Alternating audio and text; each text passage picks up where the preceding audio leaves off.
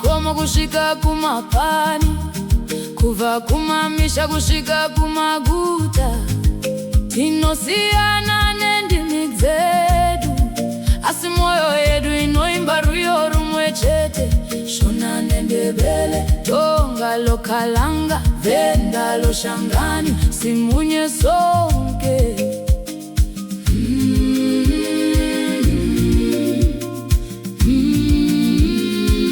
Tinodada nerudzi rwedu, siyazikajangalo kwesiko.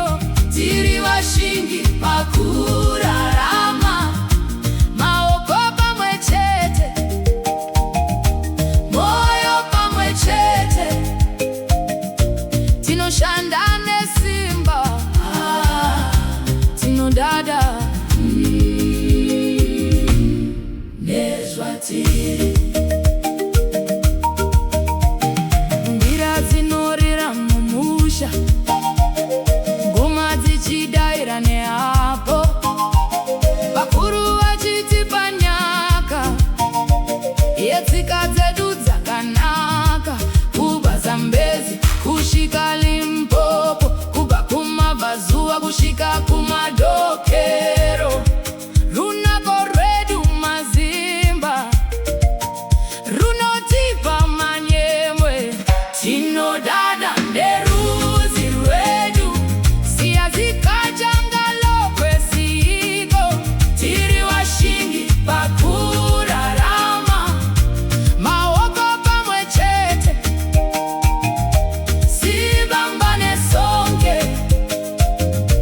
Tinoshanda nesimba, tinodada nezvatiri.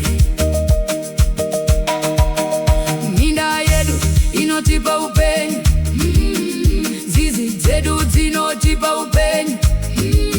Makomo edu anoyera, tinoremekedza patinosangana, tichifara tichiseka nekutamba. Mumoyo medu tinoziva kuti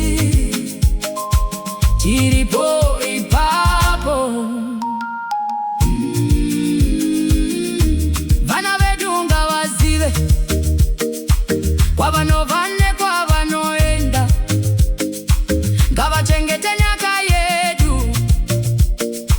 nerudo nerukudzo. Tinodada nezvatiri, nekuwanda kwemarudzi edu.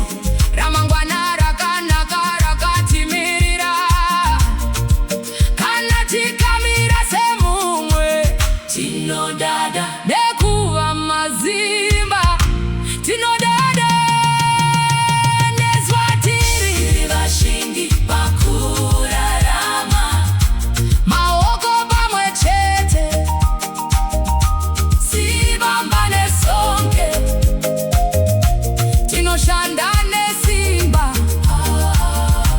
tinodada nezvatiri.